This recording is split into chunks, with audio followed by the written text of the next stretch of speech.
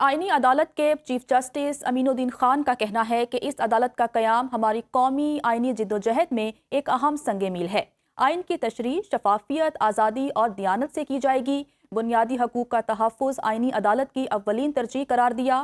Chief justice امین الدین خان کا پہلا پیغام جاری، کہا یہ ریاست پاکستان میں قانون کی حکمرانی اور آئین کے دیرپا وعدے سے ہماری اجتماعی وابستگی کی تجدید ہے۔ اس عدالت کا کردار صرف قضائی نہیں بلکہ ایک مقدس امانت ہے جو قوم کے شہریوں کی زندگیوں، آزادیوں اور امنگوں پر براہ راست اثر انداز ہوتی ہے۔ ہمارے سامنے آنے والا ہر معاملہ آئین کی بالادستی، انصاف کے اصولوں اور عدالتی وقار کے ساتھ غیر معمولی احتیاط اور منصفانہ انداز میں نپٹایا جائے گا۔ وفاقی آئینی عدالت کے پہلے چیف جسٹس کی حیثیت سے میں اسے اپنے لیے اعزاز سمجھتا ہوں۔ آپ کو بتا رہے ہیں کہ چیف جسٹس آئینی عدالت کا پہلا پیغام سامنے آ گیا ہے۔ ان کا کہنا ہے کہ اس عدالت کا قیام ہماری قومی آئینی جدوجہد میں ایک اہم سنگ میل ہے۔ آئین کی تشریح شفافیت، آزادی اور دیانت سے کی جائے گی۔ بنیادی حقوق کا تحفظ آئینی عدالت کی اولین ترجیح قرار دیا۔ چیف جسٹس امین الدین خان کا پہلا پیغام جاری، کہا یہ ریاست پاکستان میں قانون کی حکمرانی اور آئین کے دیرپا وعدے سے ہماری اجتماعی وابستگی کی تجدید ہے۔ اس عدالت کا کردار صرف قضائی نہیں بلکہ ایک مقدس امانت ہے جو قوم کے شہریوں کی زندگیوں، آزادی اور امنگوں پر براہ راست اثر انداز ہوتی ہے۔ آئینی عدالت میں کوئٹہ میں ریلوے زمین کی لیز کے حوالے سے کیس کی سماعت ہوئی۔ عدالت نے ایڈیشنل اٹارنی جنرل کو درخواست گزاروں سے ملاقات کر کے مارک اپ کے ساتھ رقم ادا کرنے یا کوئی اور راستہ بتانے کی ہدایت کر دی ہے۔ آئینی عدالت نے بلوچستان بار کونسل کو بھی نوٹس جاری کر دیا ہے۔ عدالت نے کیس کی سماعت 3 ہفتوں کے لیے ملتوی کر دی ہے۔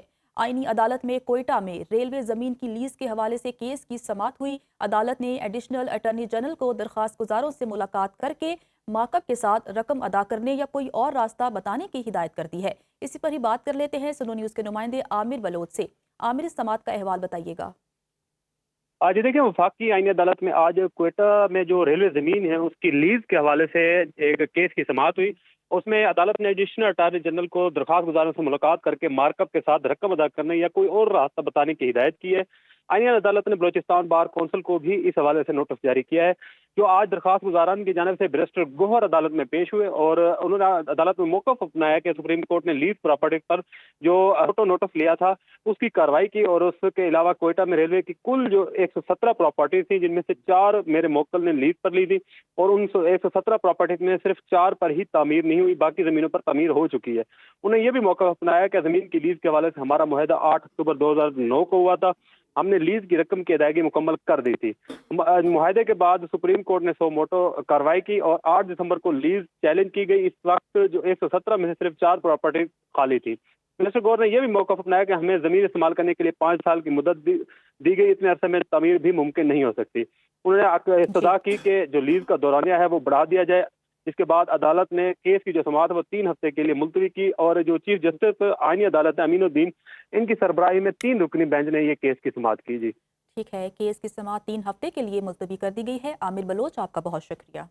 وزیر اعلیٰ پنجاب مریم نواز سے فلپائن کے سفیر کی ملاقات، 2 طرفہ تعلقات، سرمایہ کاری، موسمیاتی تبدیلی، دفاعی تعاون اور عوامی روابط پر تفصیلی تبادلہ خیال کیا گیا۔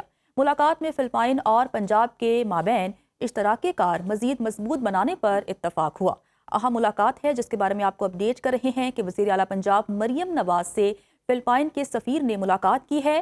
2 طرفہ تعلقات، سرمایہ کاری، موسمیاتی تبدیلی، دفاعی تعاون اور عوامی روابط پر تفصیلی تبادلہ خیال کیا گیا۔ ملاقات میں فلپائن اور پنجاب کے مابین اشتراک کار مزید مضبوط بنانے پر اتفاق ہوا ہے۔ اس ملاقات میں اہم امور پر بات چیت ہوئی۔ 2 طرفہ تعلقات، سرمایہ کاری، موسمیاتی تبدیلی، دفاعی تعاون اور عوامی روابط پر تفصیلی طور پر بات کی گئی۔ اس ملاقات کا مزید احوال جانتے ہیں سنو نیوز لاہور کے بیورو چیف ارسلان رفیق بھٹی سے۔ ارسلان، بتائیے گا کہ ملاقات میں مزید کیا بات چیت ہوئی؟ جی، وزیر اعلیٰ مریم نواز کی فلپائنی سرمایہ کاروں کو پنجاب میں سرمایہ کاری کی پیشکش کی گئی، مکمل تعاون اور سہولیات کی یقین دہانی کرائی گئی۔